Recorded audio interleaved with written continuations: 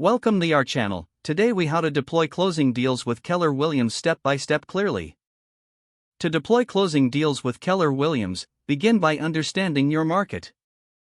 Research the local real estate landscape to identify trends and pricing strategies. Build a strong relationship with your clients by actively listening to their needs. Prepare a comprehensive market analysis to present to your client. Use Keller Williams resources to enhance your knowledge about local neighborhoods. Set realistic expectations for your clients regarding timeframes and outcomes. Engage in regular communication to keep your clients informed throughout the process. Utilize Keller Williams systems for managing leads and follow-ups effectively. Schedule property showings that align with your clients' schedules. Encourage clients to ask questions and express any concerns they may have. When a client expresses interest in making an offer, prepare the necessary documentation. Review the offer details with your clients to ensure they understand every component.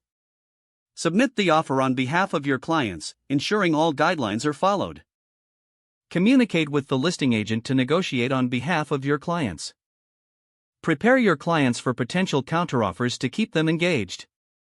Once the offer is accepted, guide your clients through the inspection and appraisal process. Help clients understand potential financing options and work with lenders as needed. Coordinate with all parties involved to facilitate a smooth closing process. Provide resources for any required repairs or improvements before closing. Ensure that all necessary paperwork is reviewed and signed ahead of time. Conduct a final walkthrough with your clients to confirm the property condition. On closing day, be present to support your clients through the final steps. Celebrate with your clients once the deal is officially closed.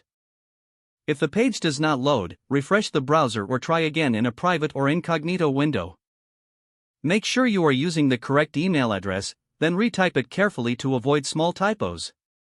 If your password is not accepted, use the reset option and create a new strong password you can remember. Check your spam folder for verification or security emails, then complete any requested confirmation steps.